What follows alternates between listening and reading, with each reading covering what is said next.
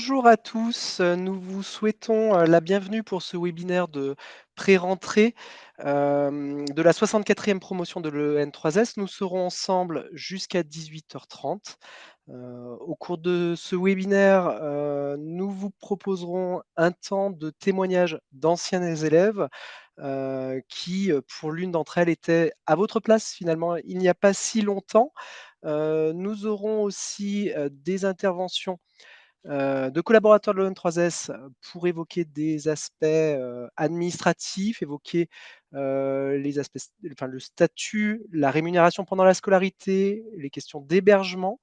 Euh, donc je vous précise aussi que cette session est enregistrée pour permettre à d'éventuels absents ou éventuels admis issus de la liste complémentaire de pouvoir consulter ce webinaire en différé. Mais avant de démarrer, je vais laisser la parole à notre directeur, Monsieur Dominique Libaud, pour introduire ce webinaire. Bonjour à toutes et à tous. Donc, effectivement, je suis Dominique Libaud, directeur de l'EN3S. Alors, d'abord, mes félicitations, évidemment, à celles et ceux qui ont réussi le concours, que ce soit concours externe, concours interne ou troisième concours. Je redis que du reste, la mixité des trois publics est vraiment une des richesses de la scolarité EN3S. Moi, quelques mots. Je ne veux pas du tout sur le concret, sur les sujets administratifs et tout ça, mais sachez aussi pour les externes que certains peuvent encore se poser quelques questions sur EN3 ou un autre concours, puisque c'est la règle du jeu aussi de passer plusieurs concours.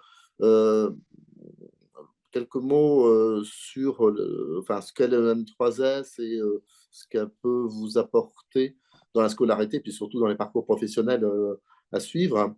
Euh, je suis obligé de dire, mais vous allez voir, ce n'est pas forcément une vision pessimiste pour autant, de dire qu'on est dans une situation comme très compliquée aujourd'hui sur le sujet des finances publiques et des finances sociales. Je ne vous apprends rien, mais ça a un impact en fait sur le métier actuel et futur des dirigeants de la protection sociale.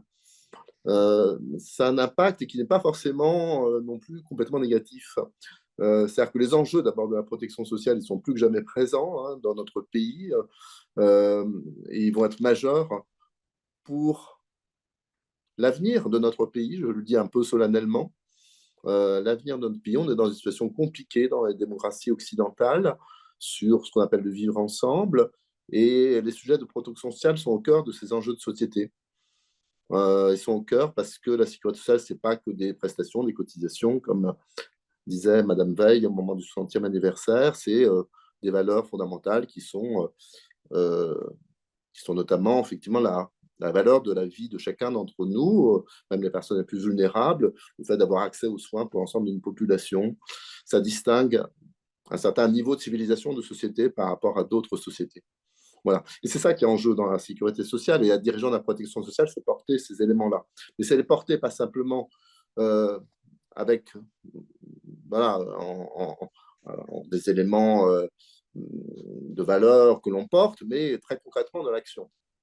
Pourquoi? Alors, j'ai tendance à dire, je vais résumer un petit peu brièvement, mais que la protection sociale se distingue en trois époques. Et quand je dis l'histoire de la protection sociale, je vous le dis à vous parce que vous êtes à la promotion du 80e anniversaire de la sécurité sociale qu'on va commémorer en 2025.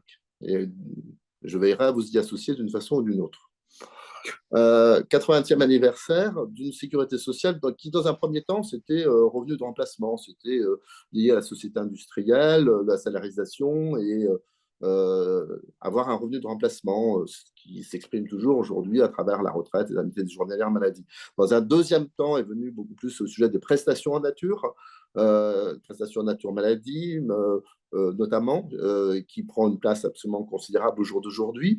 Mais aujourd'hui, on est dans une troisième phase que j'appelle la phase des services de proximité ou ce qui fait question pour un certain nombre de nos concitoyens au jour d'aujourd'hui et demain avec le vieillissement de la population, c'est la présence du service de proximité pour assurer leur sécurité sanitaire et sociale. Service de santé, service petite enfance, service pour les personnes âgées ou personnes handicapées. Et cette évolution de la protection sociale et des défis auxquels elle est confrontée, défis financiers, mais défis de l'offre, défis de l'adéquation offre-demande, change la nature même des métiers de la protection sociale, où la question de l'accessibilité des soins, de l'organisation de l'offre deviennent des questions absolument majeures qu'on aborde en formation continue, en formation initiale à l'EN3S. Et ce qu'on attend demain des dirigeants de la protection sociale, c'est bien sûr continuer à assurer une production de prestations ou de recouvrement des cotisations qui soit fiable et conforme au droit, mais pas seulement.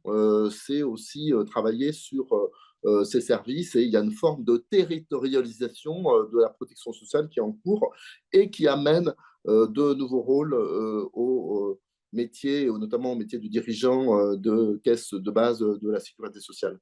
C'est pour ça que le contexte est compliqué, mais les métiers qui vous sont offerts sont des métiers tout à fait au cœur de l'action publique, au cœur de l'avenir de notre société. Je n'ai pas peur de le dire.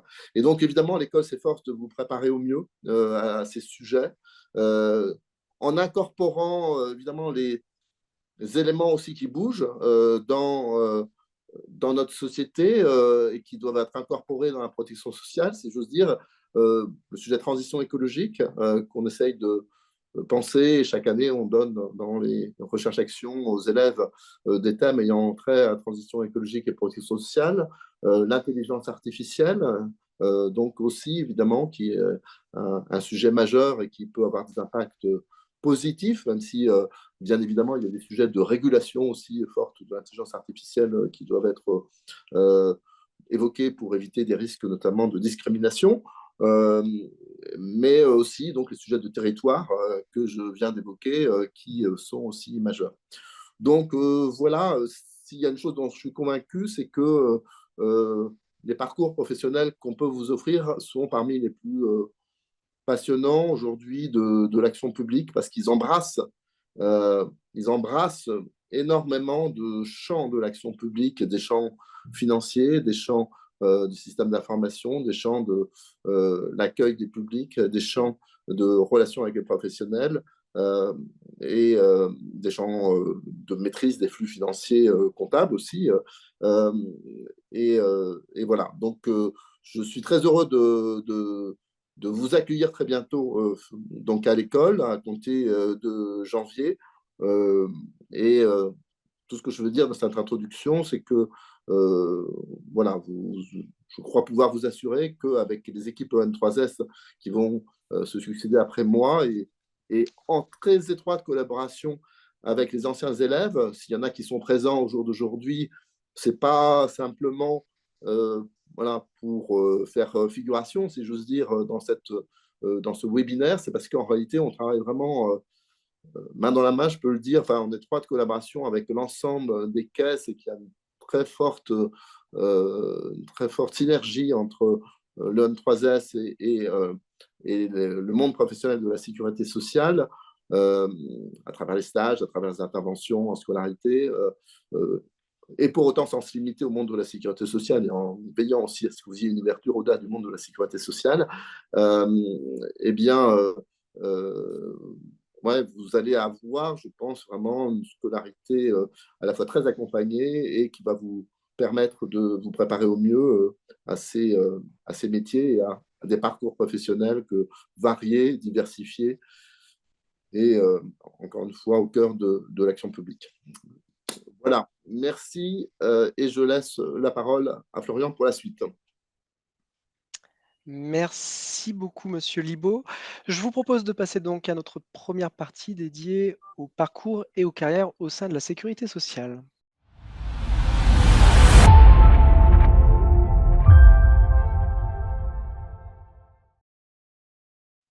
Parce que certains d'entre vous vont être amenés à faire un choix entre différentes écoles et donc un choix de carrière.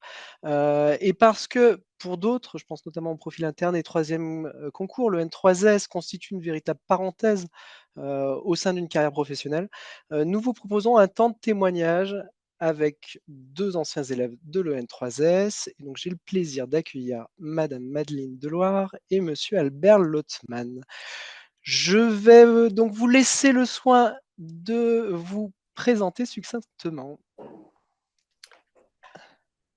Bonjour, donc moi je suis Albert Lottmann, je suis directeur de la caisse primaire d'assurance maladie de l'Essonne à Évry et je suis aussi président de l'association des anciens élèves de l'EN3S.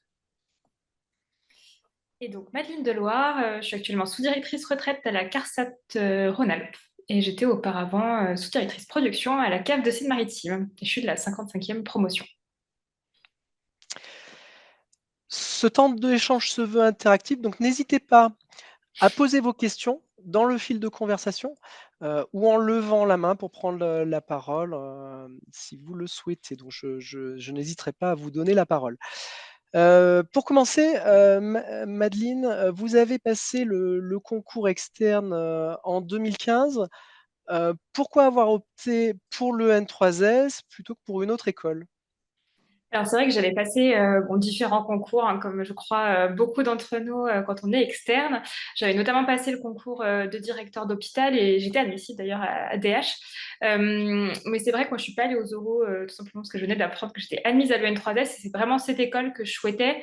Alors, c'est vrai que pourquoi le N3S par rapport aux autres écoles? Alors, c'est vrai ce qui m'a plu tout de suite finalement, c'est à la fois le côté formation avec beaucoup de mise en pratique, mais on y reviendra tout à l'heure, et ensuite, bien évidemment, les métiers et surtout la diversité finalement offerte par le N3S en termes de métiers. C'est vrai que moi, j'ai toujours un petit peu peur de m'ennuyer. Donc, je souhaitais une école qui débouchait sur une multiplicité de métiers, tant sur les domaines concernés que sur les sujets visés. Et donc, c'est pour ça que je m'orientais vers le N3S. D'accord. Je vous pose une deuxième question. Alors, elle s'adresse à vous deux, hein, Madeleine et Albert.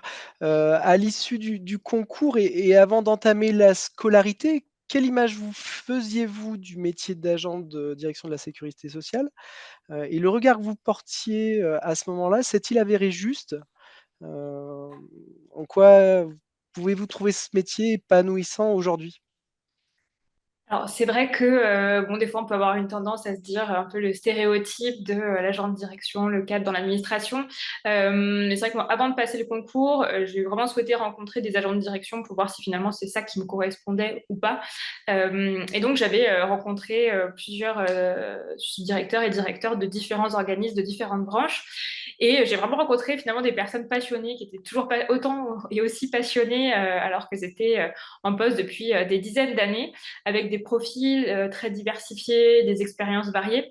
Donc, c'est vrai que c'est ça, moi, qui m'a intéressée. Et la réalité, aujourd'hui, ben, finalement, n'a pas trompé cette impression positive que j'ai eue d'être entourée de personnes motivées. C'est ce que je vois aujourd'hui, hein. Moi, il n'y a pas d'ennui dans mon quotidien. Je travaille avec des personnes très investies, porteurs d'idées innovantes. Et voilà. Donc, c'est vrai que j'ai pas été déçue en réalité. Alors, moi je n'ai pas grand-chose à rajouter là, à ce qui a été dit. Moi je suis de la 36e promotion, donc c'est évidemment plus ancien. Euh, Moi, je n'avais pas de vision à l'issue du concours et avant la scolarité de ce que faisait un agent de direction. Euh, Parce que voilà, il y a un peu, c'était un peu le hasard qui m'a aussi guidé. Euh, Depuis, moi, ce que je vois, c'est que la sécurité sociale, parce qu'elle est dans ce statut entre le service public, mais le service public dans sa réalité concrète jusqu'à l'usager, euh, mais aussi parce que ce sont des entreprises à faire fonctionner, dans lesquelles on a beaucoup d'autonomie de gestion, parce que justement on a plus d'autonomie que dans beaucoup d'autres services publics, euh, eh bien, c'est des métiers de projet, de management, de gestion d'équipe. On est dans le concret, on mène des actions et on mesure le résultat qu'elles ont concrètement sur le terrain. On travaille à échelle vraiment à la fois de temps et d'action qui nous ramène tout le temps dans le concret. Et donc ça, c'est vraiment des métiers, non seulement on ne s'ennuie pas, Il y a énormément de diversité dans les parcours qu'on peut faire. Voilà, et moi, je pense que c'est ça quand même globalement qui m'attirait. Euh, à la fois gérer des équipes, gérer des actions et gérer une entreprise quelque part. Mais la sécurité sociale, à travers non seulement la diversité des métiers, mais des branches, des types de protection sociale qu'on porte, et aussi à travers l'organisation de son réseau, elle permet d'être dans l'opérationnel, mais aussi dans la co-construction de politiques publiques. Et juste un mot sur mon parcours. Moi, j'ai été dans des organismes locaux, en URSAF, mais à un moment donné, j'ai voulu voir autre chose. Je suis allé en caisse primaire d'assurance maladie, puis dans la branche retraite. J'ai même dirigé une CARSAT. Et maintenant, je suis en caisse primaire d'assurance maladie. J'ai beaucoup travaillé entre-temps en caisse nationale, l'URSSAF caisse nationale, la CNAV. J'ai travaillé au ministère des Affaires sociales. Et donc, voilà, la richesse d'un parcours à la sécurité sociale, ça permet à la fois d'être dans ce que je décrivais sur le concret, l'opérationnel, mais aussi de co-construire des politiques de protection sociale. Et cette richesse-là, elle est vraiment très forte.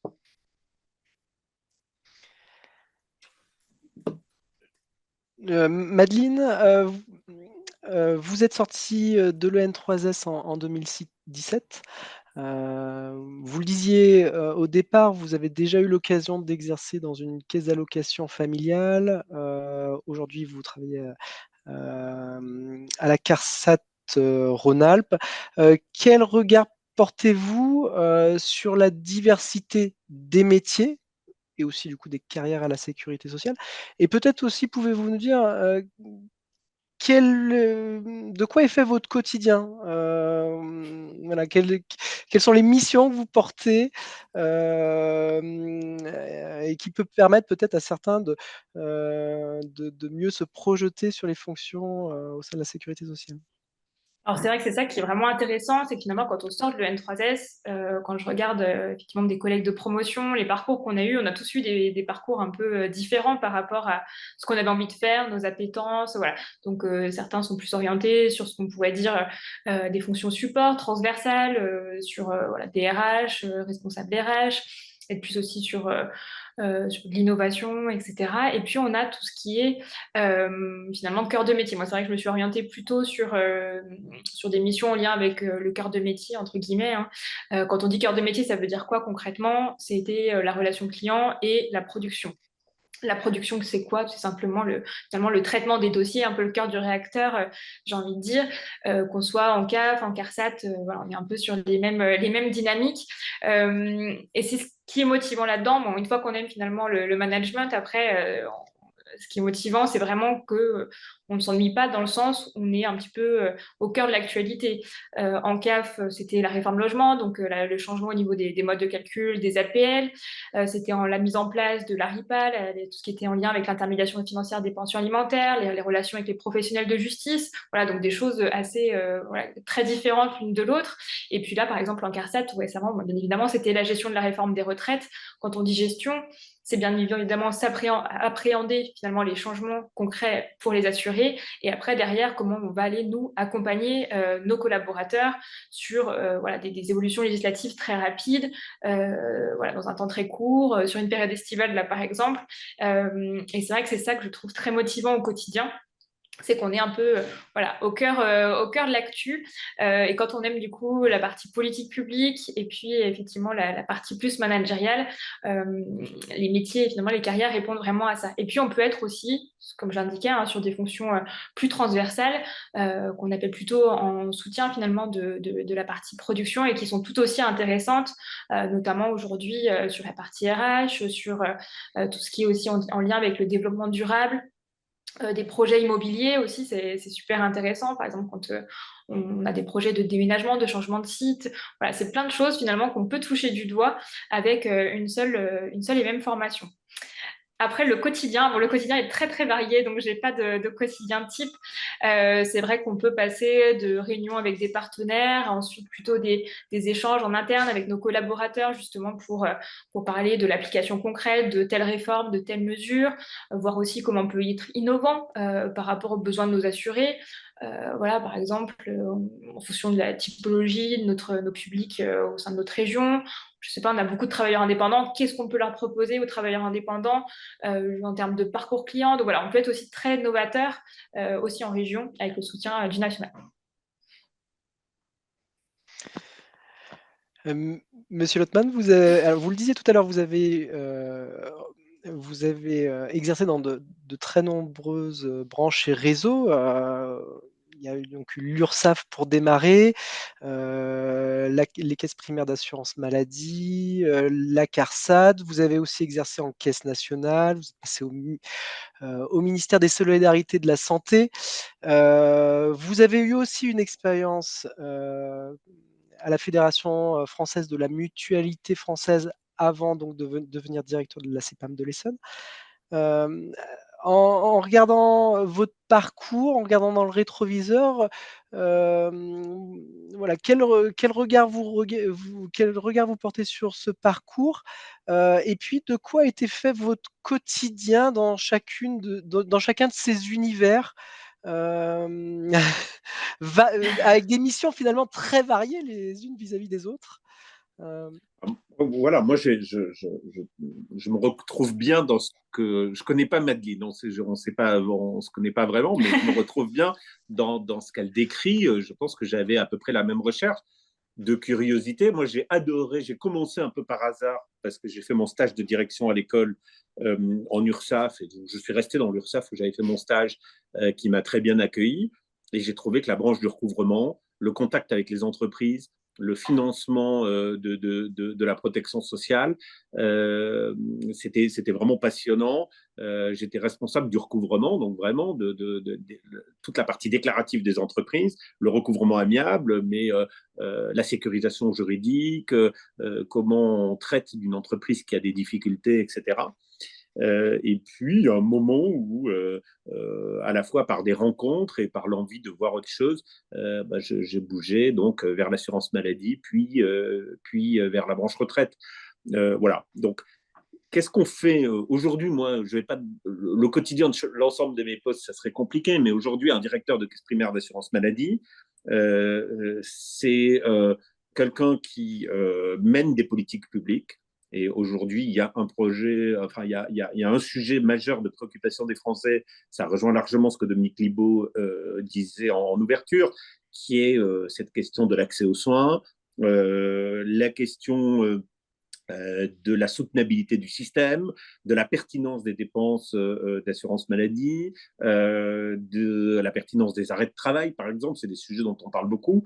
Donc, on mène des politiques qui sont des politiques d'accompagnement des professionnels de santé. On essaye de voir comment on peut libérer du temps médical, quels services on peut apporter aux professionnels de santé, mais aussi comment on lutte contre la fraude, comment on arrive à sécuriser un peu les circuits de remboursement. Euh, voilà, donc on participe à des politiques publiques, on les co-construit avec la Caisse nationale quand on est agent de direction ou directeur de caisse locale, mais en même temps, derrière, on représente l'institution auprès des partenaires locaux, et on mène ces politiques. Et en même temps, on gère l'efficience d'un service public qui liquide des prestations, qui ouvre des droits. On va chercher les publics qui demandent pas ces droits, ou qui ont pas, pour qui c'est trop compliqué de trouver le bon guichet. En tout cas, on essaye de le faire. Le fameux aller vers qui est un peu à la mode dans l'ensemble des services publics.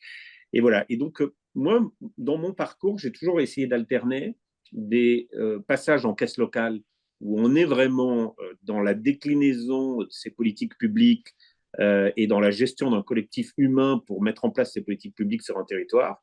Et puis des moments où on est plus dans des fonctions stratégiques, politiques, Florian disait passage au ministère de la Santé, mais j'ai fait du cabinet, donc j'ai accompagné une ministre pendant quelque temps sur les sujets de politique autour de l'âge et du vieillissement de la population.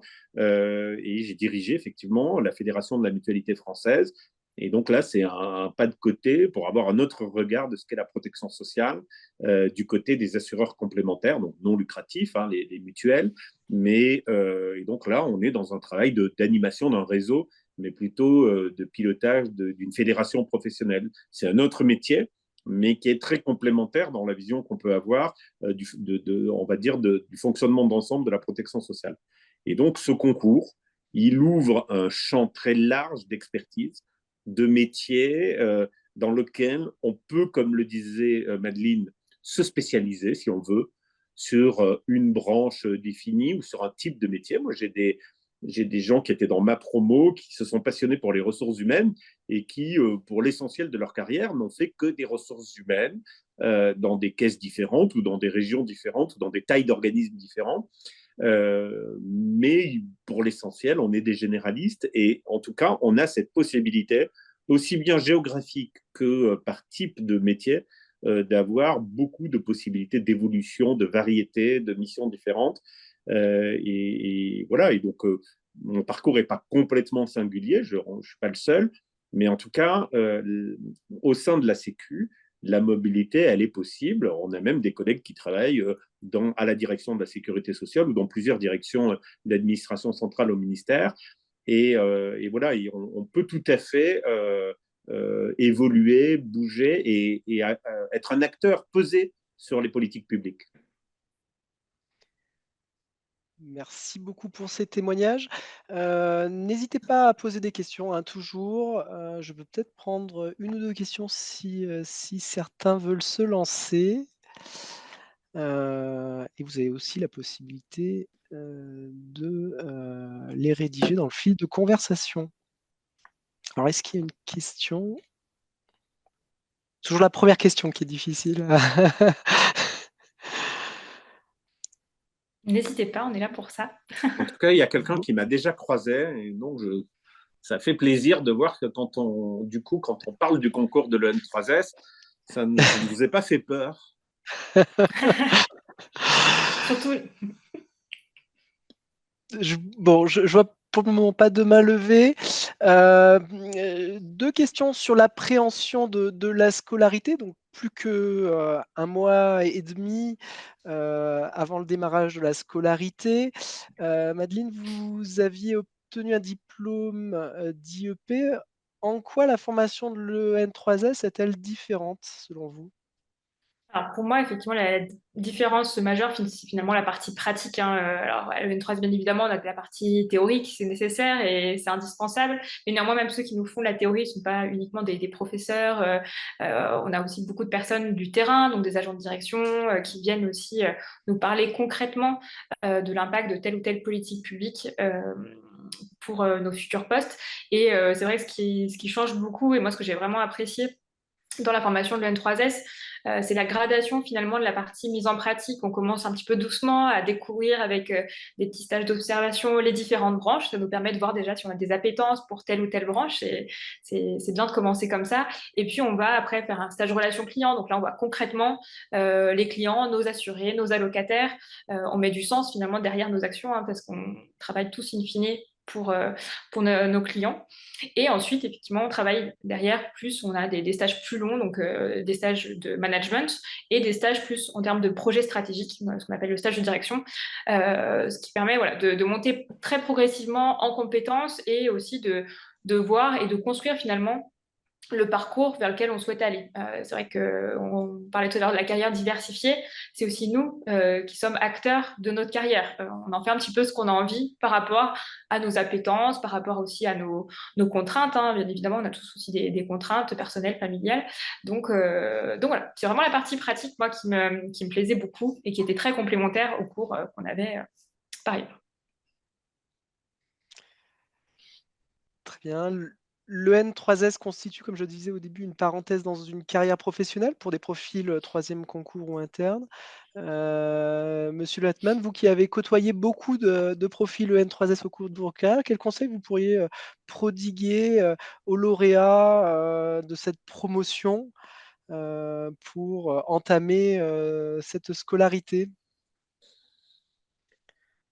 Euh, c'est difficile de donner des conseils. Je ne sais pas si j'ai des conseils à donner, mais en tout cas, sur votre question qui est les internes qui nous écoutent et les troisièmes concours, euh, c'est évidemment un peu compliqué de se retrouver sur les bancs d'une école comme ça, dans une formation longue de 18 mois, quand on a déjà une vie professionnelle, qu'on a déjà fait des choses, etc. Vous allez vous retrouver avec des externes qui, évidemment, qui ont des profils très différents.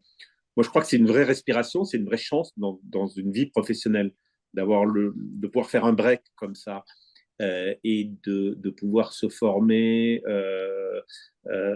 voilà, et avec une formation qui est très tournée sur l'action, qui est très concrète, et voilà, et je pense que c'est une très belle opportunité. Ce qui marche très bien à l'EN3S, je crois, c'est la qualité de la complémentarité et de la synergie qu'il y a et du mélange quelque part entre les externes, les internes et les troisièmes concours. Ce n'est pas forcément le cas dans toutes les écoles. Mais donc, les externes ont beaucoup à apprendre des internes. Mais vous, internes, si je m'adresse plutôt là aux internes, etc., vous avez aussi énormément à apprendre de cette diversité et de cette année un peu qui va forcément faire voir la protection sociale. C'est déjà le cas de la prépa du concours, mais de la formation qui va faire voir le fonctionnement des organismes différemment et avec voilà, un autre regard. Et puis après, le conseil que je donne à tout le monde, c'est d'y aller avec beaucoup d'envie justement d'apprendre, euh, de, sans idées reçues et avec beaucoup d'humilité. Euh, la Sécu est un univers complexe, mais c'est un univers aussi, et ça je le dis plutôt pour les externes, qui est quand même très tourné sur l'exigence, euh, avec des vrais enjeux opérationnels, mais aussi avec vraiment une culture du résultat, de la sécurité dans les actions qu'on mène et dans la manière de faire, mais aussi avec quelque chose qui est peu perçu de l'extérieur, parce que souvent, on ne se rend pas compte de la complexité d'une gestion de masse de dizaines de millions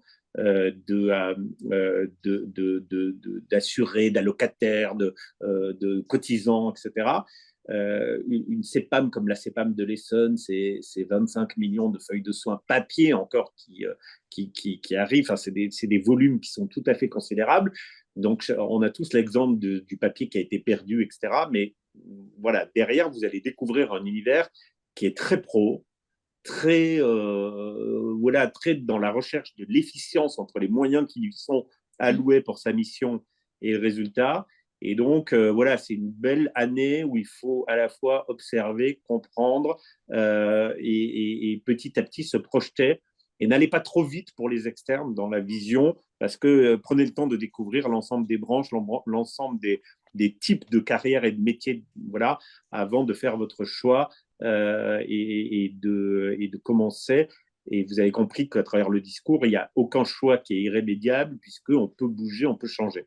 J'ai vu une question sur le fil de discussion, c'est est-ce que l'ARS, par exemple, comment ça est compatible avec l'engagement bah voilà, mais quand on est à l'ARS et qu'on vient de la sécurité sociale, on garde son statut sécurité sociale, c'est pas, et donc c'est tout à fait compatible, il n'y a aucun problème. On peut tout à fait être détaché auprès du ministère ou auprès d'une ARS, par exemple. Et voilà, ça fait partie de la carrière de la Sécu. Et on espère bien qu'il y ait beaucoup de gens qui font des allers-retours entre l'assurance maladie, par exemple, et des ARS, puis qui reviennent dans l'assurance maladie. C'est tout à fait encouragé. Et après, et je termine, ça sera mon dernier mot, euh, chacun fait sa carrière, Madeleine l'a très bien dit. Et donc, la mobilité, c'est jamais complètement simple. c'est toujours plus facile de rester au même endroit sans bouger. Mais justement, c'est aussi une très grande chance de pouvoir bouger et d'avoir ce choix. On n'y est jamais obligé quand on est à la Sécu, mais on peut le faire. Et voilà, je pense que c'est un message qu'on voulait vous faire passer ce soir. Alors justement, je regarde un petit peu les questions dans le fil de conversation. Merci d'avoir, jeté un coup d'œil, à la première question, de Camille, et je remercie Camille d'avoir lancé les débats. Donc la première question, c'était concernant la mobilité, notamment, vers ça a bougé entre-temps, pardon. Notamment vers d'autres institutions publiques, ARS, ministère. Dans quelle mesure est-il possible avec les années post-formation dues à la sécurité sociale. Donc, effectivement, il est possible de passer entre ces différentes structures et ça n'a pas d'incidence. Alors, les années post-formation dues à la sécurité sociale, c'est une référence à l'engagement de 6 ans, mais on a bien sûr des élèves EN3S qui sortent. On a eu par exemple des élèves qui sont sortis en ARS à l'issue de la scolarité. Pour le ministère, c'est souvent plutôt dans une deuxième étape. On n'a pas forcément le cas tout de suite à la sortie de l'école. Souvent, on a plutôt des profils qui ont une expérience déjà plus avancée au sein de notre réseau. Il y a une petite question. Alors, j'ai omis de présenter en début de webinaire Virginie Mallard-Écoute, notre directrice de la formation initiale. Et peut-être que là, je peux renvoyer cette deuxième question, toujours en lien avec l'ARS et autres structures. Comment se passe l'attribution des stages au cours de la scolarité? 100% des stages sont-ils en branche de sécurité sociale? Ou y a-t-il des possibilités de stages externes? Donc, on a à nouveau la mention de l'ARS, institution européenne, administration centrale. Je sais que c'était le cas il y a quelques années, mais la maquette me semble avoir été refondée. Donc concrètement, Florian, tu veux que je réponde à cette question? C'est ça que j'arrive, je dis bonjour à toutes et à tous. Je suis désolée, j'ai pris un peu le train en marche de ce webinaire, mais c'est pour une bonne cause, puisque nous étions en train de signer à Lille une convention de partenariat avec les centres de préparation PAG de France, une convention pour promouvoir des stages et des offres d'alternance pour les étudiants qui sont dans ces centres de préparation. Donc oui, mais pour les affectations, alors tu compléteras, mais effectivement, il y a une possibilité d'affectation en stage de direction dans des ARS. On a une bourse des stages de direction où des organismes se positionnent, et y compris dont les ARS. Hein. On cherche d'ailleurs à avoir tous les ans un nombre suffisant d'ARS pour que nos étudiants puissent effectivement s'immerger dans ces environnements qui sont un peu différents, mais qui sont aussi finalement des possibilités en sortie de scolarité, de passerelle pour des trajectoires professionnelles. C'est aussi le cas en caisse nationale, hein. Il y a une référence aux caisses nationales, donc ça a pu être le cas. À la direction de la sécurité sociale aussi, il y a quelques années, peut-être 3-4 ans, on avait une proposition de stage à la DSS.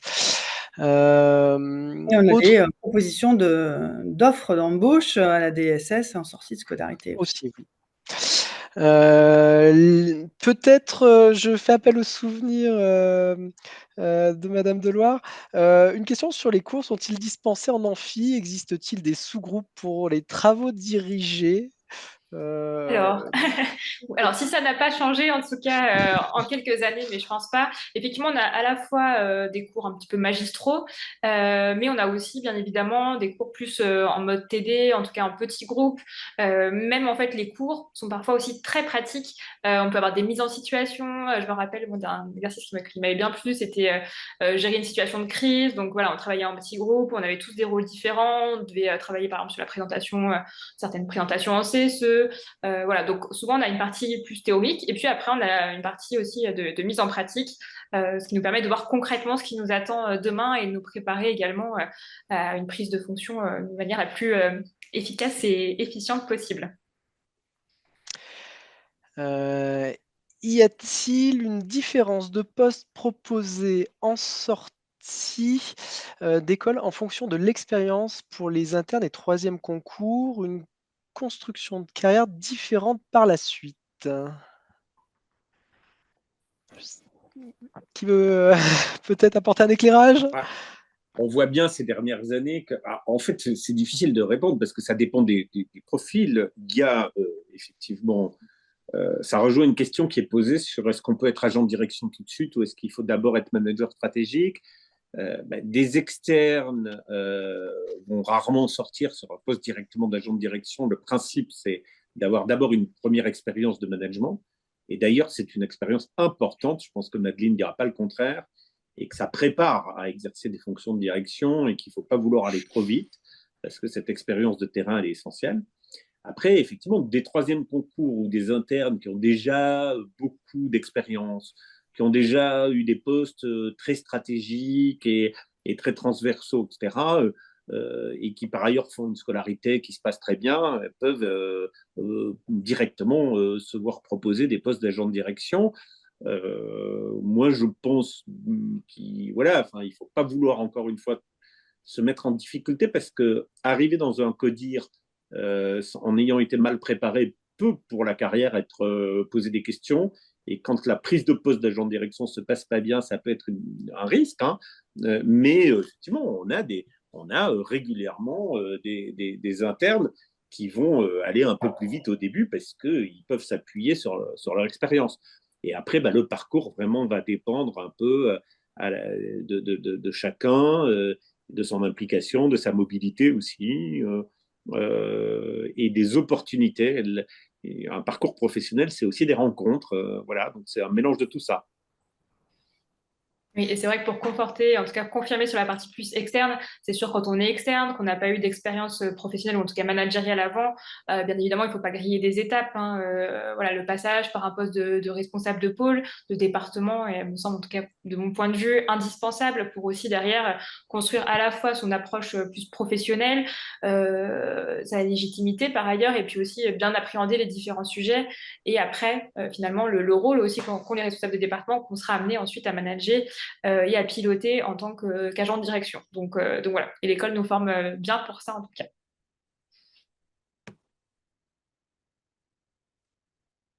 Alors, Florian, vous n'avez pas votre micro. Oui. Ah mince, pardon. Ce sera mieux avec le micro. On a une question donc de Florent pour les lauréats du troisième concours. Un accès sur un poste d'agent de direction est-il possible directement en sortie d'école? Faut-il commencer par un poste de manager stratégique? Mais vraiment, moi, le message que je veux faire passer à tout le monde, alors là, comme client de l'EN3S, moi je suis directeur, donc je fais partie des gens qui vont recruter ensuite, soit à la sortie de l'école, soit ensuite sur des postes d'agent de direction. Il ne faut pas aller trop vite. Et il ne faut pas vouloir aller trop vite. Et après, vraiment, il y a troisième concours, je vois des choses très différentes. On peut avoir exercé dans un ministère, par exemple. On a vu des troisièmes concours avec des postes à très grosse responsabilité, très pointus, avec beaucoup d'expertise, mais n'ayant jamais vraiment eu des grosses expériences managériales. Or, on voit bien à travers ce que Madeleine a dit, que le cœur de métier d'un organisme de base, c'est de gérer de l'humain, des équipes, parfois des équipes très importantes. La CARSAT Rhône-Alpes, la CEPAM de l'Essonne, on parle de plusieurs milliers de salariés. Bon, voilà, donc vous vous retrouvez avec une équipe souvent de management de plusieurs centaines de personnes. L'humain, c'est pas un problème d'intelligence, ça s'apprend. Voilà. Donc, moi, je pense qu'un troisième concours peut tout à fait devenir agent de direction dès la sortie de l'école ou en tout cas très vite, mais ça va dépendre après de son expérience et de ce qu'il a fait avant. Et ce n'est pas forcément toujours une bonne idée de vouloir être agent de direction trop tôt et que ça peut desservir si on n'est pas prêt, notamment sur cette dimension managériale. Et je vais poser les dernières questions qui concernent plutôt le stage, enfin les stages au sens large. Pouvez-vous me confirmer que c'est l'école qui nous affectera pour les stages de découverte? Et si oui, à quelle date connaîtrons-nous l'organisme dans lequel nous effectuons nos stages? Pardon. Et autre question, comment les vœux de stage sont-ils, c'était plus ou moins la même, sont-ils attribués de façon aléatoire ou bien en fonction des résultats aux examens? Et est-ce le même procédé dans les 2 cas de figure? Heu, Peut-être, Virginie, ou sur les aspects liés au Alors stage? oui, oui, alors, que ça soit enfin pour l'ensemble des stages, direction, découverte, encadrement, on comme je vous le disais, on a une bourse, des stages, donc des organismes posent, des offres. On a déjà un premier critère qui est, au-delà des critères des élèves, hein, qui est donc d'essayer aussi d'envoyer des élèves dans des organismes dits prioritaires, qui n'ont pas forcément, qui déposent des offres tous les ans et qui ne voient pas forcément d'élèves de l'école, en tout cas pas fréquemment. Donc ça, c'est le premier effectivement premier prérequis du côté des organismes parce que c'est, évidemment, il faut que ça soit dans les 2 sens. Maintenant pour ce qui concerne les élèves, on vous demande de faire, notamment pour le stage de direction, hein, qui est quand même le plus long et le plus important, un choix, en fait, 5 choix. Donc vous avez quand même une bourse qui est en moyenne composée de plus de 200 offres. Et donc, on vous assure, une réponse positive pour un de ces 5 choix. Voilà, ça, c'est les règles de base, préétablies et puis ensuite, c'est des longs temps d'analyse, et d'intégration de différentes, voilà, données, que ça soit du côté de l'élève, de l'intérêt du stage et puis de l'organisme qui font qu'on affecte, bien évidemment, dans cette liste. Pour autant, on prend en considération, certaines situations, particulières, notamment géographiques, hein, on a tous les cas, hein, internes comme externes, hein, des personnes qui peuvent être, seules avec des enfants, voilà, bon, on est en tout cas sensible à pouvoir, vous offrir des conditions, des qualités de vie, voilà, bonnes avec, effectivement l'attribution de stages qui conviennent aussi autant que possible à vos attentes sous cet angle-là. Je ne sais pas si tu veux compléter, Florian? Heu, Peut-être une précision, sur les stages de découverte parce que c'est ceux qui arriveront relativement tôt. Oui. En règle générale, on vous communique les affectations 1 mois et demi, 2 mois avant le stage. Ce sera un peu plus court pour le premier stage au mois de janvier. C'est-à-dire qu'on vous communiquera les affectations tout début janvier pour un stage, heu, qui se qui démarrera aux alentours, ça doit être du 27 au 30, janvier. Donc on essaiera de vous communiquer les affectations très tôt, mais on vous expliquera les modalités d'affectation, à la rentrée, au tout début janvier. Et je me permets de Mais si rebondir. je peux me Ah, permettre, pardon. pardon, Allez-y, alors allez-y. allez-y, Nadège. Allez-y. Peut-être qu'on va préciser la même chose. C'est vrai qu'il y a une petite question qui était sur est-ce que c'est attribué en fonction des résultats des examens. Donc, vous avez compris que non pour les stages Non. et également pour une chose importante aussi qui peut différencier parfois. Quand on dit que c'est nous qui on est moteur et on construit notre carrière, finalement, ça se voit même dès la sortie de l'école, hein, vu qu'on a une bourse des emplois et c'est nous qui candidatons sur des postes qui nous intéressent par rapport à là aussi nos choix personnels et professionnels et que c'est pas lié, l'affectation n'est pas liée à notre classement. Et que ce Il n'y a soit pas de pour classement les, de sortie. Et il n'y a pas ouais, de classement de sortie de toute façon. et que ce soit pour les stages de direction qui sont un peu longs ou pour les affectations à la sortie de l'école, euh, il y a toujours beaucoup plus de propositions que d'élèves en scolarité. Et du coup, je le dis parce que, y compris pour des externes qui se poseraient des questions, hein, on a évoqué tout à l'heure la conciliation vie pro, vie perso, les contraintes géographiques qu'on peut avoir. Le N3S est le service public de la Sécu parce qu'il est implanté partout avec beaucoup d'organismes, beaucoup de branches différentes, de régimes différents, puisque l'école forme aussi pour des régimes particuliers, etc. Vous avez toujours un très grand choix qui est compatible avec vos contraintes géographiques et probablement plus que dans d'autres services publics. C'est sûr, Voilà, on trouve toujours notre bonheur. c'est vraiment un des gros atouts, il faut le dire, hein, de la sécurité sociale. Parfait. Merci beaucoup, madame Deloire. Merci beaucoup, monsieur Lotman, pour vos témoignages.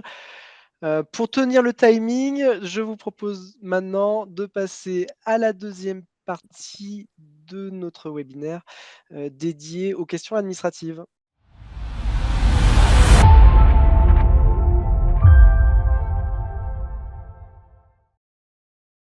Nous vous avons adressé il y a quelques semaines, un message contenant un certain nombre d'informations sur la scolarité, sur votre statut, sur la rémunération pendant la scolarité aussi, sur les questions de mutuelle, mais aussi les possibilités d'hébergement, proposées par l'école, et pour cette deuxième partie, je vais laisser la parole, à Nora Benasser, responsable des ressources humaines, à l'EN3S sur les questions donc RH. Puis je donnerai la parole à Isabelle 14, assistante de patrimoine, sur les sujets d'hébergement, au Montebello. Merci Nora, je te laisse la main. Eh bien déjà, bonjour à toutes et tous.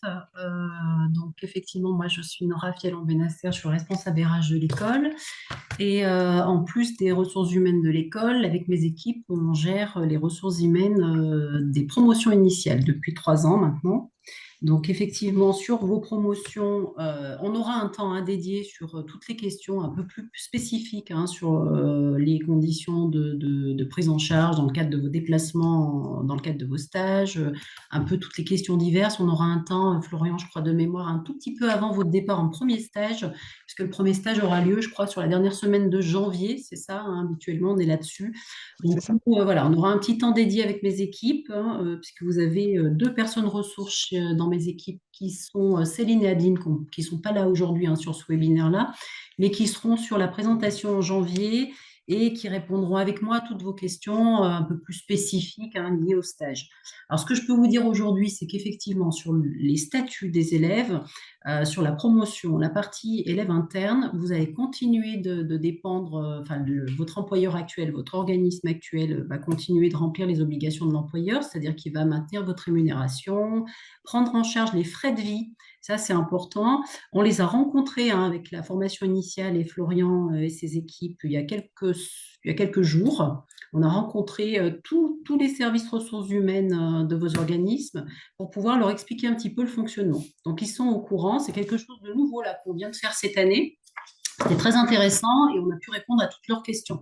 Donc, ils sont déjà bien alertés sur un petit peu tout le fonctionnement pour la promotion des élèves internes. Alors, nous, ce qu'on va prendre en charge pour les internes, c'est uniquement les frais de déplacement dans le cadre des stages. Donc, un aller-retour résidence administrative, stage, en sachant que pendant toute la durée de la promotion, pour tous les élèves, tous confondus, tous statuts confondus, la résidence administrative, c'est l'école, donc c'est Saint-Étienne. Donc, tous vos déplacements seront calculés à partir de la résidence administrative. Ça, c'est une chose importante à avoir en tête. Alors, pour le statut particulier des élèves externes, donc, nous, on entend par élève externe et de 3e concours.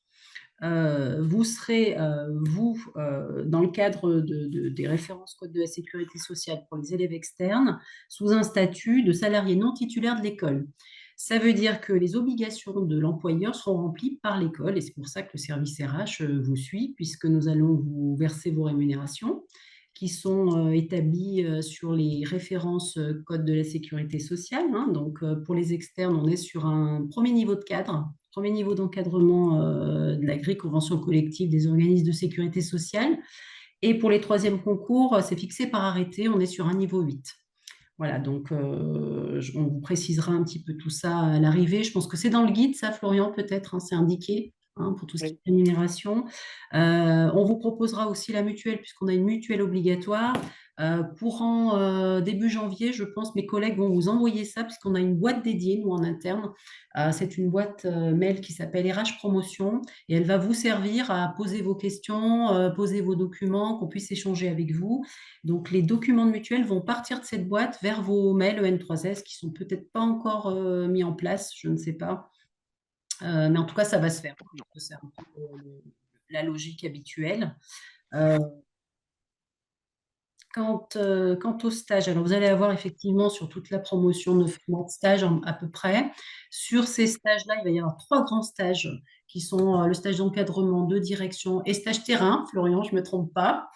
Voilà, donc sur ces 3 grands stages, depuis 2 ans, ce qu'on a fait pour les promotions d'élèves externes, pour faciliter un petit peu les départs en stage et limiter un peu les problèmes financiers, on a mis en place des avances de trésorerie pour pouvoir vous permettre de vous loger dans de bonnes conditions, puisque les frais de vie sont pris en charge pour les élèves des promotions externes par l'école, en référence à un arrêté en place, hein. Voilà, donc ça, on vous l'expliquera aussi au mois de janvier. Et pour les élèves internes, les frais de vie, qui comprennent repas et découchés pendant toute la durée de la formation, c'est pris en charge par vos organismes, hein. On leur a expliqué tout ça la dernière fois. Alors, si vous avez des questions, n'hésitez pas à revenir vers nous. Voilà, donc en règle générale, on sera plutôt là-dessus. Pour les troisièmes concours, je vous invite à me contacter ou alors je demanderai aux collègues de la formation initiale de me donner vos coordonnées, puisqu'il y a des dispositions à prendre de votre côté pour pouvoir suivre dans de meilleures conditions, dans de très bonnes conditions la formation. C'est-à-dire que vous allez devoir demander, dans certains cas, des mises en disponibilité et non pas des mises à disposition auprès de vos employeurs actuels pour pouvoir vous libérer, suspendre vos contrats de travail et rentrer en formation. Donc, pour ces questions-là, en général, j'arrive à vous contacter en individuel pour répondre à toutes vos questions et puis vous accompagner un petit peu. Donc, je le ferai dès que j'aurai les coordonnées de la part de la formation initiale et puis je vous contacterai un par un pour vous proposer un petit temps d'échange pour qu'on puisse voir avec vous si vous avez quelques sujets administratifs sur ces questions-là. Voilà. Que dire de plus? Alors, on met en place aussi des permanences RH qui vont vous permettre aussi de venir nous rencontrer quand vous aurez des questions personnelles, hein, qui peuvent vous concerner au cours de la formation, qui sont plutôt des sujets administratifs, RH. On a des questions récurrentes en règle générale sur les promotions. On vous donnera le calendrier des permanences RH, ce qui n'empêche pas de nous contacter par la boîte RH promotion ou de nous appeler, hein, au téléphone quand on est un peu disponible. Mais on a mis ces permanences pour pouvoir être entièrement à votre écoute. Donc, on vous fera passer le calendrier en lien avec Florian et ses équipes. Voilà. Que dire de plus? Voilà, je ne sais pas si vous avez des questions spécifiques. Je peux y répondre pour partie aujourd'hui, mais en tout cas, on aura l'occasion de se voir de manière beaucoup plus précise pour répondre à toutes vos questions administratives. Alors, n'hésitez pas à poser votre question. Il y a donc une première question. Effectivement, tout est dans le guide. Par contre, il y a une indemnité supplémentaire de présence, si j'ai bien compris. Alors, c'est l'indemnité de formation qui est aussi fixée par arrêté. On l'a fait évoluer en 2023 d'ailleurs, à notre demande, puisqu'on a étudié un petit peu les choses sur les promotions externes. Donc, celle-ci, elle est versée en fait uniquement quand vous êtes en formation théorique, c'est-à-dire quand vous êtes en stage, c'est les frais de vie qui prennent le relais. Voilà, ça aussi, on vous l'expliquera et effectivement, elle est versée aux promotions externes et troisième concours. Voilà. Y a-t-il d'autres questions sur les aspects administratifs? Alors, en quoi consiste la visite médicale en début de scolarité? Alors, visite médicale, comme on remplit les obligations de l'employeur, vous savez que normalement, on doit avoir, quand on est recruté, quand on est embauché, ben, on doit avoir suivi une visite médicale dans les 5 ans qui précèdent l'embauche. Et donc, on doit s'assurer que vous l'avez bien passé. Donc, effectivement, on fait passer les visites médicales aux promotions. Pour les internes, on s'assure qu'il y a eu une visite médicale dans les 5 ans auprès de leur employeur. Voilà. Les frais de transport entre le domicile et Saint-Étienne sont... alors, je suis désolé que ça bouge quand il y a plein d'autres questions qui arrivent. Les frais de transport entre le domicile et Saint-Étienne sont-ils bien pris en charge par l'employeur une fois par semaine? Donc, j'imagine que c'est une question d'une élève interne. Interne. Donc, c'est-à-dire, c'est le retour week-end? Parce que si on considère que votre résidence administrative, c'est Saint-Étienne, et que vous êtes logé sur Saint-Étienne dans un des appartements de l'école, et que je suppose que c'est le cas où vous rentreriez chez vous le week-end, c'est ça? Il me faut la précision, en fait. Oui, retour week-end, je vois passer. Voilà. Alors ça, après, c'est à voir vous êtes interne, c'est à voir avec votre employeur d'origine. Parce que c'est eux qui déterminent dans quelles conditions ils vous versent les frais de vie, puisque du coup, c'est des situations un peu particulières. Est-ce qu'ils vous autorisent à rentrer chez vous? Est-ce que vous habitez pas loin de l'école? Est-ce que vous êtes plus loin? Voilà, on ne peut pas répondre à la place de l'organisme. On l'a expliqué hein, aux organismes, Florian, tu peux compléter, Oui. mais on l'a expliqué, hein, ça, au service RH. Autre question sur la mutuelle, sommes-nous obligés de prendre la mutuelle de l'EN3S? Alors, pour les promotions des élèves externes, oui, on va la proposer, c'est une mutuelle obligatoire. Alors là, on est plutôt dans le cadre légal, sauf si vous avez vous-même une mutuelle obligatoire et que vous pouvez prouver que, ben voilà, vous en avez une aussi de votre côté. Ça, on vous fera le lien aussi, hein. Début janvier, on vous en parlera, parce que vous allez recevoir les attestations et les collègues vous feront les retours sur ce sujet. Alors j'ai une question, mais peut-être qu'on pourrait la traiter en aparté. Pouvez-vous préciser qui prend en charge le billet d'avion pour les stagiaires des DOM?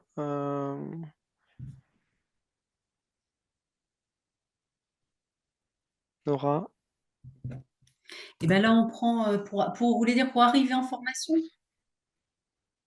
le premier jour? Alors, il y a une particularité pour le déplacement aller. Il y a donc une prise en charge de l'école pour votre déplacement aller. Donc, la manière de procéder ne sera pas forcément nécessairement la même entre l'aller et les déplacements suivants. Je pense que la question, c'est pour venir le premier jour. Donc là, c'est l'école, puisqu'on prend en charge l'arrivée pour tous les élèves confondus. Alors là, par contre, il faut bien garder les justificatifs. J'en profite. Je fais un petit peu le point avec mes collègues. Comme l'école prend en charge l'arrivée, domicile, résidence administrative, là, une arrivée pour tous les élèves, y compris les internes, il faut garder vos justificatifs avec vous, hein. Voilà. Et puis, il faudra nous les fournir. Mais ça, on vous fera aussi le petit retour. Alors, il y a une question à propos du net. Quel est le montant auquel les élèves peuvent s'attendre à percevoir lors de leur scolarité? J'ai un doute si la mention Alors, sur je la ne vais pas note vous qu'on a parler de net transmise, parce que vous ne trouverez jamais personne qui va vous dire vous allez toucher ça en net pour la simple et bonne raison qu'en début d'année, les cotisations sociales peuvent bouger, patronales ou salariales même. Donc, à un moment donné, moi, je peux parler qu'en brut.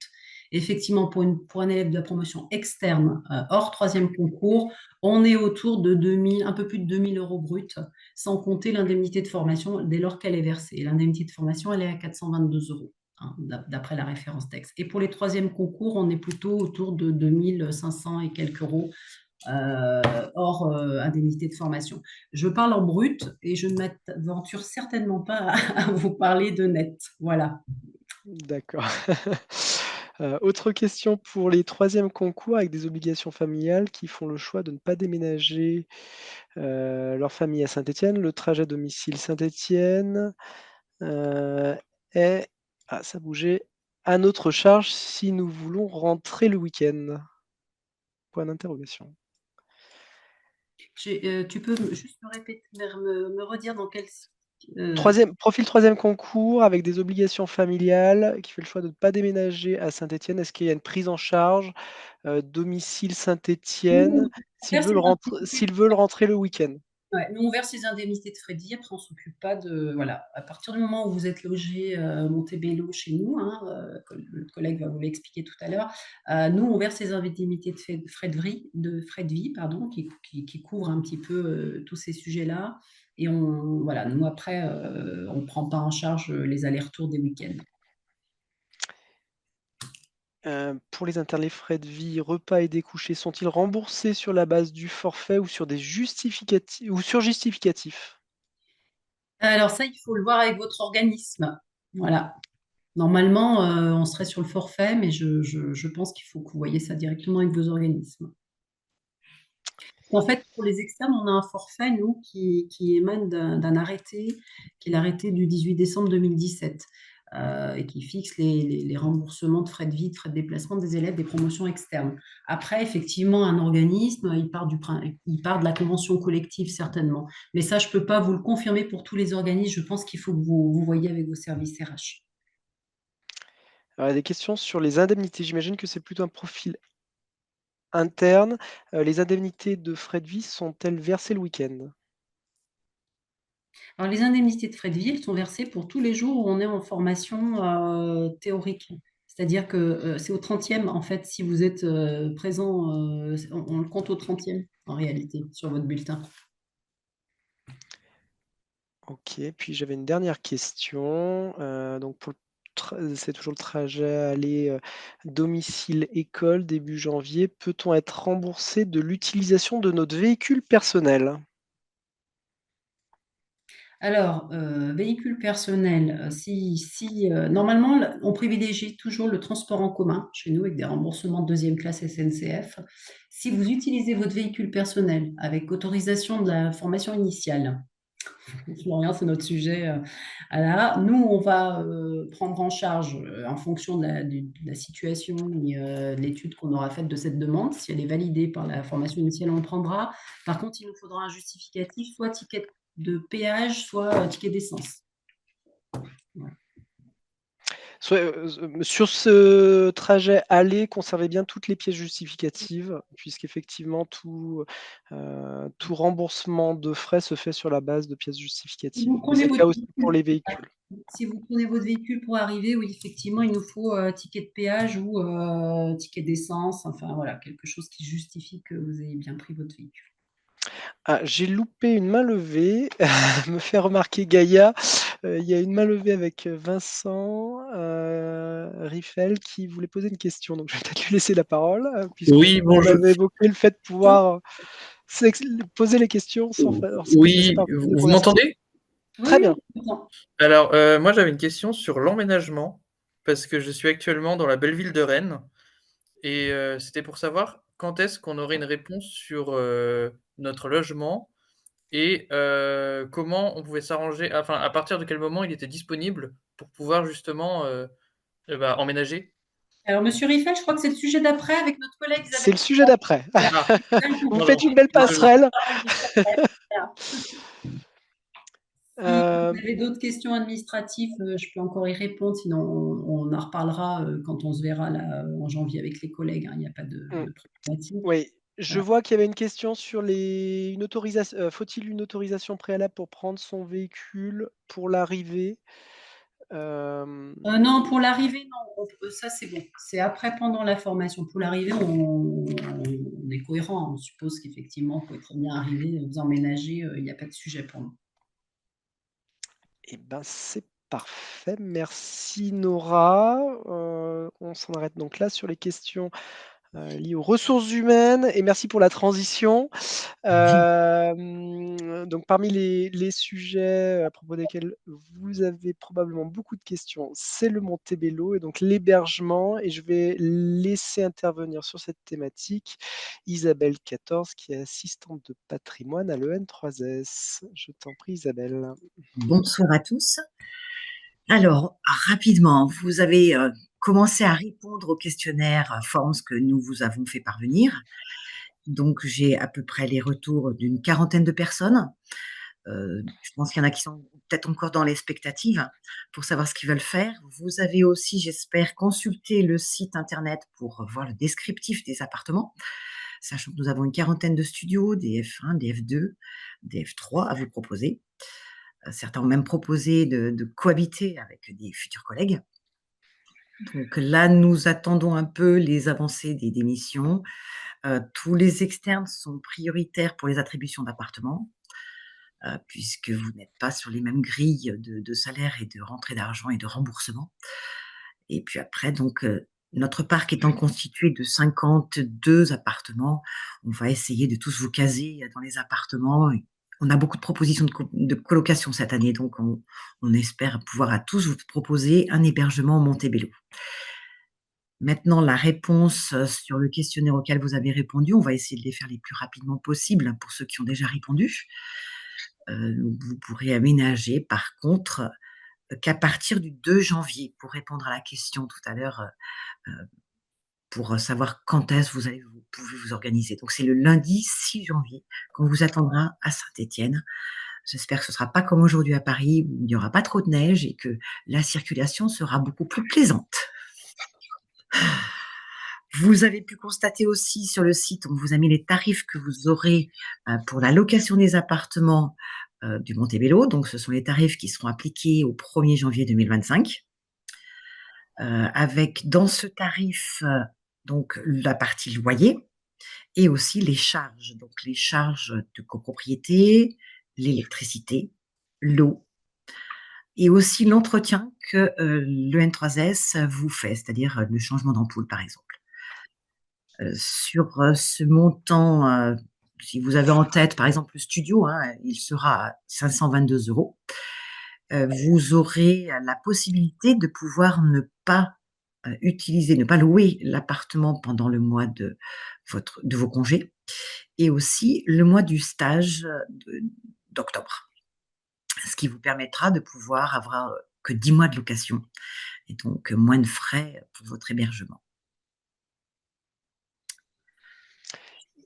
Il y avait une main levée à l'instant et puis je vois que peut-être qu'on a répondu à la question. J'ai vu, une main levée de Chloé Bourgeois. Je ne sais pas si on a répondu à la question, que vous aviez? Oui, merci. Je me demandais, donc j'ai entendu 2 dates pour l'emménagement possible. Il me semble que j'ai entendu le 2 janvier et le 6 janvier. Donc je me Le demandais à s partir de quand on pouvait emménager réellement. Alors peut-être que j'ai pas dit correctement, le 6 janvier, le lundi 6 janvier. D'accord, merci. Donc c'est pas possible avant? Malheureusement, il faut que vos collègues de la 63e laissent les appartements, hein, donc ils vont les laisser à partir du 20 et donc derrière, il y a tout l'entretien, le nettoyage et la préparation pour votre arrivée. Donc c'est D'accord. très difficilement organisable. On peut faire des cas exceptionnels pour des familles ou des DROM ou voilà, mais après à ce moment-là, vous pouvez me recontacter, mais vraiment, c'est vraiment des cas exceptionnels. Merci. Alors, il y a une personne qui explique faire partie des 40 répondants. S'il y a un souci de réponse d'ici mi-décembre, faut-il, nous relancer? Alors, comme vous avez pu le voir sur le questionnaire, on a mis votre numéro, on vous a demandé votre numéro de téléphone, ce qui va me permettre de vous recontacter s'il y avait un souci. Donc, vous inquiétez pas, je vous aiderai aussi à trouver un hébergement sur Saint-Étienne auprès de résidences ou de copropriétaires qui nous proposent des hébergements. Donc, vous avez nos coordonnées à nous, vous pouvez envoyer des mails directement sur ma boîte mail. Et puis moi, je vous contacterai aussi lorsque l'affectation et qu'on commencera à avoir moins de démissions au niveau de la promotion. Isabelle, est-ce que la résidence propose un parking? Nous avons des box fermées, des garages fermés. Dans le site internet, je pense que vous avez un petit point là-dessus justement.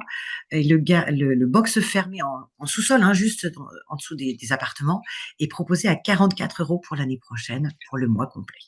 Et vous pouvez aussi le louer par besoin, par quinzaine aussi, si cela vous arrange. Donc, c'est-à-dire que si vous vouliez, par exemple, venir en véhicule pour le 6 janvier pour vous installer, hein, pour amener tous vos cartons, vous pourriez très bien le louer qu'une quinzaine et puis le rendre. On a une souplesse au niveau de cette location qui peut vous permettre de le demander quand vous avez de la famille ou des grèves SNCF, par exemple. À quel moment du mois doit-on payer le loyer, à la résidence Montebello? Est-ce que la date Alors, coïncide avec alors j'ai une autre question, pardon. ouais, Il y a plusieurs questions. Est-ce que la date coïncide avec la réception de notre rémunération? Ma question concerne surtout le mois de janvier pour savoir s'il y avait une avance à faire. alors Clara, je suppose que vous êtes externe. Donc, pour les externes, la redevance, hein, on appelle ça une redevance parce qu'il y a une partie loyer, une partie charge, est prélevée directement sur votre salaire. Donc comme ça, au moins, vous n'avez pas on attend en fait que vous ayez l'argent sur votre compte pour prendre. Donc là, on prend directement sur votre salaire. Pour les internes, on vous demande une autorisation de prélèvement sur vos comptes et les internes, c'est toujours a posteriori, le 10 du mois d'après. Donc c'est-à-dire pour le mois de janvier, donc les externes, ce sera sur votre salaire de janvier et les troisièmes concours aussi, pardon, hein, puisqu'on vous traite de la même façon. Et pour les internes, ce sera prélevé après que vous ayez donné votre autorisation au service financier le 10 du mois de février, en attendant que vos caisses souvent enclenchent vos remboursements de frais. J'avais bien pensé, Clara, vous étiez externe. Y a-t-il d'autres questions sur le Montebello? Oui, peut-on louer un parking même si on ne loue pas d'appartement au Montebello? J'habite à Lyon et j'envisage de faire les allers-retours quotidiens. Alors, nous avons un parc de 34 box. En général, on arrive toujours à proposer, on va dire, aux élèves proches de Saint-Étienne qui voudraient pouvoir héberger leur véhicule, un box. Donc, oui. Et dans ces cas-là, complétez le form en me disant comme quoi vous ne voulez pas héberger au Montebello, mais vous voulez un garage. Comme ça, au moins, vous aurez aussi cette possibilité. Donc, du coup, vous pourriez le récupérer que le mardi 7 janvier quand vous venez pour les premiers cours. Il y a une main levée de monsieur Riffel. Je vous laisse à nouveau la parole. J'espère qu'on a répondu à la question, enfin, aux questions que vous aviez précédemment et n'hésitez Oui, pas toutes mes excuses, à justement, compléter. c'était pour être bien sûr. Est-ce que la date pour emménager, c'est le 2 janvier ou le 6? Le 6, Ah, le lundi 6. Vos cours commencent le 7, on vous attend, on vous fait l'accueil à l'école le 7, et on vous propose de venir vous installer le 6 janvier, le lundi 6 janvier. Oui, mais c'est bien de repréciser parce que Isabelle, tu leur as dit le 2 janvier au départ. Tout au début. Excusez. Ok, donc le 6 janvier, le lundi 6. Vous aurez, on vous adressera Un un courrier tableau sur lequel vous pourrez donc vous inscrire sur des créneaux pour les états des lieux. Donc, vous allez recevoir un mail vous attribuant à l'appartement à tel tarif avec le montant du dépôt de garantie qui lui aussi sera prélevé sur votre compte. De là, on fera un état des lieux pour que le contrat que vous allez signer avec l'EN3S, votre bailleur, soit effectif. Et on vous enverra donc un tableau Excel pour que vous puissiez vous inscrire sur les horaires qui vous conviennent le mieux pour récupérer vos clés et l'appartement. Et donc le lundi 6 janvier. Très bien. Je ne vois pas d'autres questions. Si, pardon. Quelles sont les charges comprises dans le loyer, Isabelle? Alors, donc, nous avons les charges de copropriété de l'immeuble. Donc, les charges de copropriété, il y a un gardien, donc du coup, les charges sont assez élevées et l'immeuble est assez conséquent. Vous avez le chauffage, puisque c'est un chauffage collectif. Il y a l'eau qui est compris. Il y a tout l'entretien. Donc, le bailleur vous fait de l'appartement. Donc, ça peut aller de l'ampoule jusqu'au changement de sol plastique, les remplacements de meubles, puisque l'école vous a meublé les appartements et les prépare, puisque là, nous sommes en pleine phase de travaux. On va peut-être parler aussi de cette phase-là, de travaux. Donc, les appartements sont en train d'être tous rénovés et vous allez avoir de magnifiques logements tout neufs. Les derniers seront rendus pour le mois de juin.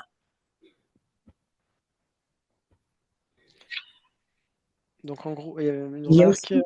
aussi dans les charges, il y a aussi la blanchisserie du linge. C'est-à-dire qu'on vous équipe aussi les lits en linge. Pas linge de toilette. Donc, il y a une remarque, quand on paye le loyer, on n'a plus rien à payer. Point d'interrogation. En fait. La seule chose que vous auriez à payer, c'est de vous organiser pour les Wi-Fi, parce que ce n'est pas compris. On ne peut pas arriver à organiser une Wi-Fi puisque nous sommes dans une copropriété mêlée au milieu de plein d'autres copropriétaires. Donc, vous allez attendre de vous installer le 6 janvier. Ne prenez pas de box avant. Et comme les appartements sont les uns sur les autres, vous pourrez mutualiser une box à 3-4 appartements. Donc, ça vous fera une très faible location de box. Une précision peut-être, effectivement, ce n'est pas une résidence étudiante. Il y a effectivement, tu l'évoquais à l'instant, Isabelle, il y a des locataires qui vivent également au Montebello toute l'année et depuis quelques années. Nous ne sommes pas dans une résidence étudiante, nous sommes noyés dans une copropriété. Très bien, merci. Dernière question. Faut-il prendre aussi une assurance habitation? Très bonne question. Oui, vous avez tout à fait raison de soulever le problème. En fait, il vous faut impérativement, donc vous verrez dans le document d'attribution des appartements, je vous demanderai de venir pour le 6 janvier avec une attestation de votre assureur pour une assurance habitation qui vous permettra, surtout pour les externes, d'avoir une responsabilité civile. Donc, commencez de démarcher votre assureur familial en prenant les mètres carrés que je vous donnerai dans l'attribution pour que cette couverture de l'appartement soit faite. Merci de la question. Et je prends une dernière question et puis, on s'en arrêtera là pour tenir le timing. Quelle est la différence entre un petit et un grand studio en termes d'équipement et de prix? Est-ce que tu es en mesure de nous faire une réponse succincte sur cette Alors, question? très succincte. Le tarif, donc le petit est à 482 €, le grand à 522, donc vous avez 40 € de différence pour 8 mètres carrés de différence. L'équipement est le même. Voilà. Ça Très suffit. bien. Merci Isabelle. Et Peut-être pour oui, juste un vas-y. petit détail aussi, je sais que la différence entre un F1 et un studio n'est pas très claire, mais la différence dans les F1 que nous avons à vous proposer au Montebello, c'est simplement que la cuisine est fermée par une porte et une cloison, alors que dans le studio, c'est une découpe et donc on va dire un petit cloisonnement un peu qui permet d'avoir une cuisine qui tombe sur la partie de vie. Qui est ouverte sur la pièce, effectivement. Voilà. Très bien, merci Isabelle. Peut-être 2 informations sur les prochaines étapes, avant, les états des lieux du 6 janvier et donc le démarrage de la scolarité le 7 janvier.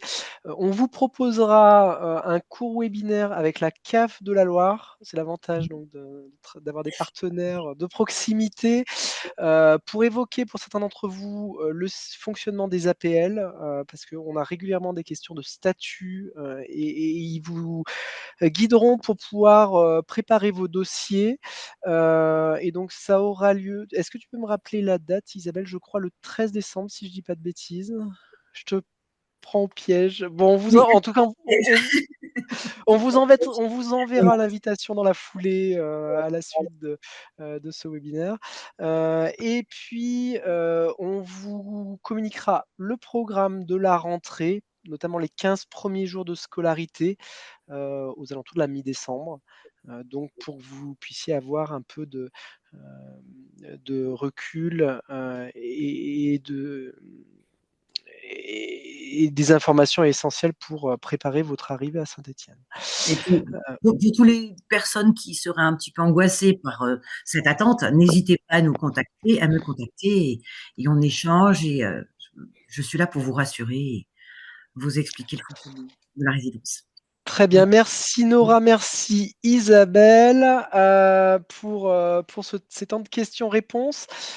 Pour clôturer ce webinaire, je vais laisser le mot de la fin, à Virginie Mallard-Desgouttes, directrice de la formation initiale.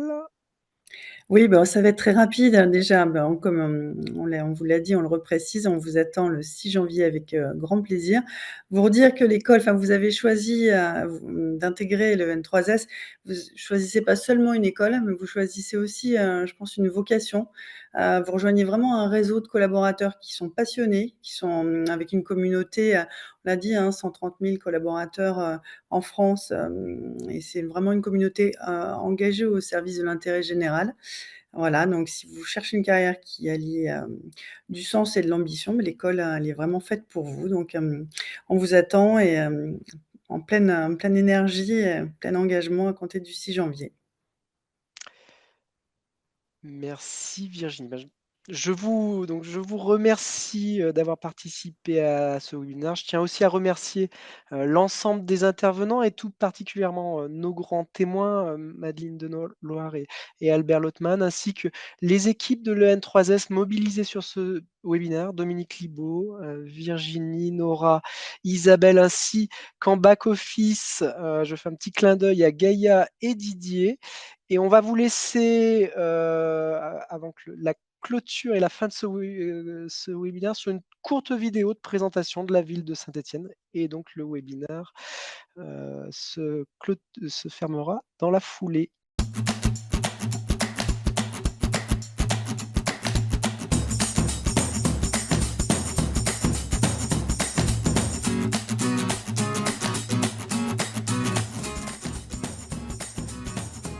Saint-É, une ville isolée? Regarde cette carte. Saint-Étienne est avant tout une ville connectée au reste de la France. Paris est direct à 2h40 en TGV, Lyon en 40 minutes, Marseille à 3h, l'aéroport à 1h15, et tu pourras même aller à l'international puisque la frontière italienne est à seulement 3 heures. Saint-Étienne est intégrée dans un territoire de caractère. Plusieurs parcs naturels bordent la ville, les monts du Forêt, le Pilat et les gorges de la Loire. Et de nombreuses activités sont possibles dans ces parcs. À Saint-Étienne, on va s'ennuyer ? Bien sûr que non. Saint-Étienne est une ville de fêtes. Outre les bars, elle accueille de nombreux événements culturels où tu pourras rencontrer les 30 000 étudiants de la ville. Ces rencontres sont facilitées par l'école à travers des projets communs comme Orasmus, avec les Mines Saint-Étienne et l'EM Lyon. Et surtout, tu vivras une vie de promo très riche et très intense. Le BDE organise de nombreux événements tout au long de l'année pour s'intégrer et ils te permettront de découvrir le territoire stéphanois. Tu pourras loger au sein de la résidence du Montebello, appartement mis à disposition par l'EN3S à 50 mètres de l'école. Tu seras mieux logé que chez ta mère. Des appartements en moyenne de 40 mètres carrés, un loyer accessible et le ménage compris. Au-delà de ça, le Montebello, c'est une vie ensemble pendant 12 mois. Saint-Étienne, une ville du passé ? Il y a quelques années, Saint-Étienne n'avait pas bonne mine, il fallait charbonner pour s'en sortir. Mais maintenant, Saint-Étienne, c'est ça!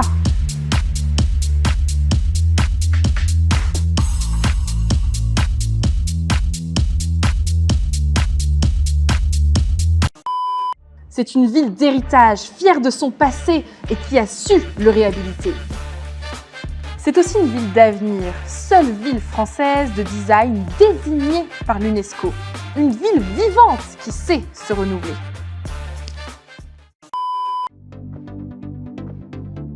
Saint-Étienne, une ville de supporters engagés ? Eh oui, Saint-Étienne vibre au rythme de son club. D'ailleurs, voir un match avec les camarades au chaudron reste un incontournable. L'école a même brillé par ses performances sportives avec la victoire en 2022 à la Coupe technocratique contre les autres écoles du service public. Au-delà du sport, tu peux aussi t'engager dans de nombreuses contributions proposées par l'école auprès d'associations locales.